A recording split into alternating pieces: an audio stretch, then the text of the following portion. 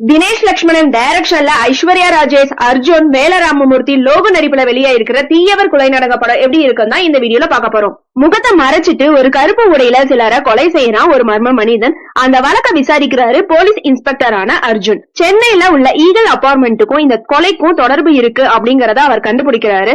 அங்க வசிக்கும் புதுமுக ஹீரோவுக்கும் அவர் காதலியா வரும் ஐஸ்வர்யா ராஜேஷுக்கும் அந்த அபார்ட்மெண்ட் ஓனர் ராம்குமாருக்கும் அங்க வசிச்ச சிறுமிக்கும் இந்த கொலைகளுக்கும் என்ன தொடர்பு, இந்த பழிவாங்களோட பின்னணியில இருக்கும் நிஜ சம்பவம் என்ன அப்படிங்கிற ரீதியில த்ரில்லர் கதையா நகர்த்திட்டு போயிருக்காங்க.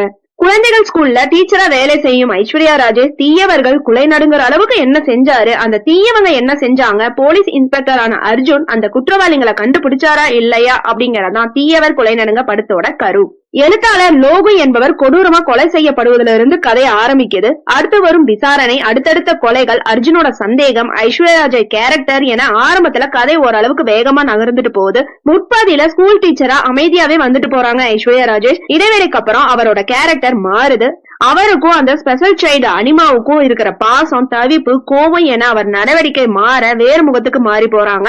பெண் குழந்தைகள் மீதான அக்கறை, பாலியல் சீண்டல், வக்ரபுத்தி, ஆண்களோட கொடூர முகம், தண்டனை என நகரும் கதையில நடித்த அவரை தாராளமா பாராட்டலாம். கமர்ஷியல் விஷயங்கள் அதிகம் இல்லாம சமூக அக்கறையுள்ள, அதுவும் ஹீரோயினுக்கு முக்கியத்துவம் உள்ள கதையில ஈகோ இல்லாம நடிச்ச அர்ஜுனை தாராளமா பாராட்டலாங்க.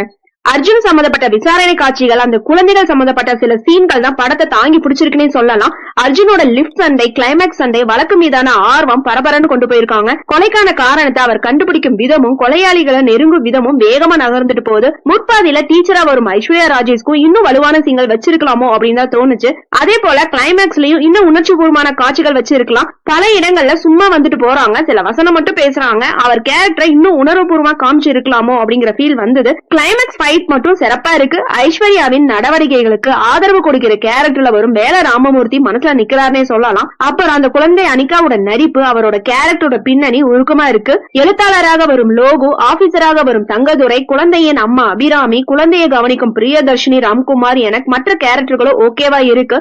இவங்களுக்கு மத்தியில ஒரு மாறுபட்ட மில்லனா வந்து மிரட்டி இருக்காரு சிவாஜி கணேசனோட மகன் ராம்குமார். அவரோட குரல், கெட்டப், நடிப்பு பிரமாதமா இருக்கு. ஐஸ்வர்யா காதலன் பிரவீனுக்கு திருப்புமுனை கேரக்டர் கொடுக்கப்பட்டிருக்கு. இவ்வளவு பேர் இருந்தாலும் அர்ஜுன் அந்த குழந்தை நடிப்பு தான் படத்துக்கு பிளஸ்ஸாவே இருக்கு. சரவணோட ஒளிப்பதிவு ஓகேவா இருக்கு. பரத்தோட மியூசிக் சுமாராதான் இருக்கு. ஒரு த்ரில்லர் கதைக்கான வேகம் இல்லாம இருக்கிறதும், திரைக்கதையில சுவாரஸ்யம் இல்லாம இருக்கிறதும் படத்துக்கு மைனஸா இருக்கு. சிலரோட மந்தமான நடிப்பால படம் ரொம்பவே தத்தளிக்குது. ஹீரோயினுக்கு முக்கியத்துவம் உள்ள குழந்தைகள் பாதுகாப்பு சம்பந்தப்பட்ட கதைகள்ல அதுக்கான வலுவான சீன்கள் இல்லாம இருக்கிறதும் கொஞ்சம் மைனஸா இருக்கு. இப்படிப்பட்ட முகமூடி கில்லர், வக்ர வில்லன் கதை, அதற்கான கிளைமேக்ஸ பல படங்களை பார்த்து இருந்தனால இதுல புதுசா ஒண்ணும் இல்ல அப்படின்னாலுமே கிளைமேக்ஸ் எதிர்பார்க்காத ஒன்னாதான் இருக்கு. ஒரு மாறுபட்ட கதைய ஒரு நல்ல கருவை சொல்ல நினைச்ச இயக்குனர் அதுல கொஞ்சம் திணறியும் இருக்காரு. பெண்கள், குழந்தைகள் பாத்திரம், யாரையும் நம்பாதீங்க, மோசமானவங்க சுற்றிலும் இருக்காங்கிற மெசேஜ் படத்துல இருக்கும் உருப்படியான விஷயம்னே சொல்லலாம். ஆக மொத்தத்துல தீயவர் குலை நடுங்க தலைப்புல இருக்கும் பில்டப் கதை காட்சி அமைப்புல இல்ல. ஓகே ஃப்ரெண்ட்ஸ், நெக்ஸ்ட் வீடியோல பார்க்கலாம். இந்த வீடியோ உங்களுக்கு பிடிச்சிருந்தா லைக், ஷேர், சப்ஸ்கிரைப் பண்ணுங்க. தேங்க்யூ.